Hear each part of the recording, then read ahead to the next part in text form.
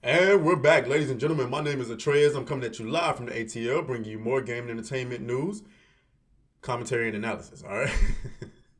And today we got to talk about Don't Worry, Darling, man. Embarrassing L they just took at the box office. And you know we got to get into it, man, right after the drop. Let's get it. What makes you think that I'm an answer if you ain't mine? Even if you call me up.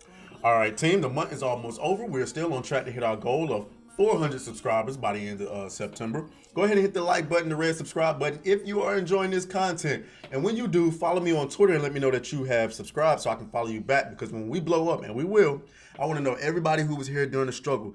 Anyway, if Twitter doesn't work for you, all my other socials are in this description, so you can do it there. Let's go ahead and get into the news, though. Are we seeing this? Are we seeing this? Say it ain't so. Avatar re-release earned more than Don't Worry, Darling at the worldwide box office, and they are getting fucking roasted. This is embarrassing. Now, I just want to go and say, full disclaimer, I hate this for my baby Florence Pugh. Man, look at her fine ass right there. That woman, that's a fine woman right there. Anyway, this is embarrassing.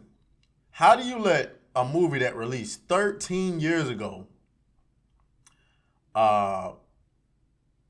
beat a brand new IP at the box office? Well, we know why, because the movie's fucking terrible. Don't Worry, Darling is terrible according to the critics. And then there's all of the pre-release negative press. As we recall, Olivia Wilde busting her cheeks open for one of her employees, Harry Styles.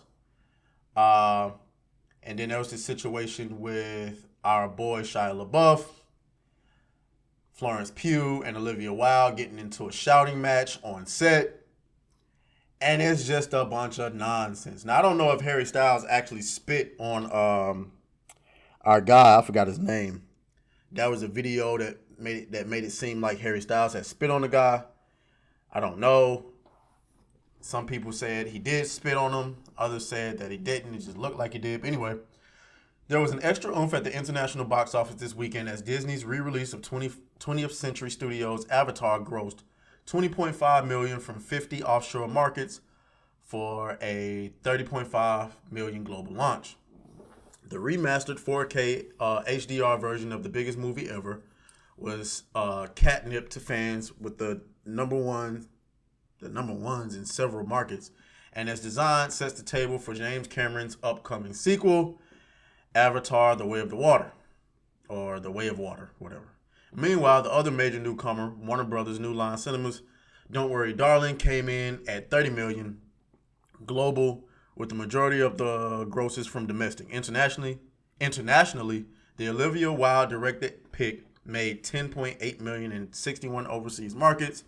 It was number one in the UK, $3.1 million. Damn. $3.1 million was number one in the UK? I don't know how their market works, so let me not.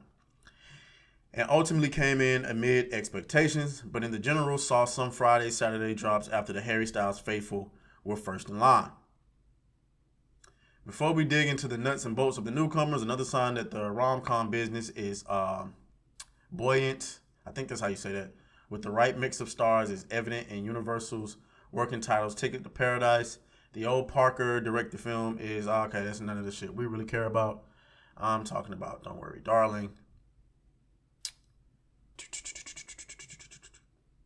They're talking about Avengers and all that extra shit. Well, anyway, you guys get the gist of what I'm trying to say here. So you get this new film that was getting all of this press, right? You had all the Stan accounts on September. You had all the Stan accounts on Twitter talking about Don't Worry, Darling, and then all of the negative press came out. And you would think that, now, I will admit though, $30 million is pretty good for. I imagine their budget wasn't like inflated or anything like that. So, perhaps maybe they've already made money. So it wasn't like a box office bomb or anything like that.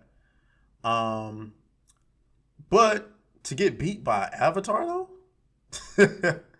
I don't know. You know what I'm saying? What do y'all think? Am I tripping? I mean, it is not like they got beat by a long shot, but because they 31 million to 30 million. But still, though, like I would be pretty fucking furious. All that work we put in, all that effort we put in just to get beat by some shit that nobody even had to put any work in. They just threw a little 4K filter on there and just released it again after 13 years and said, take that, don't worry, darling. Your shit is irrelevant. Anyway, what do y'all think? Let me know down in the comments. Are you going to go see this? I have to see it because I got to review it, see what they talking about. But you know it's going to have all that feminist propaganda and shit in it. Olivia Wilde is terrible. Mentally ill woman. Anyway, I'll catch you guys later. I got a couple more videos to do, and we're gonna go live later on, so stay tuned for that. And I am out.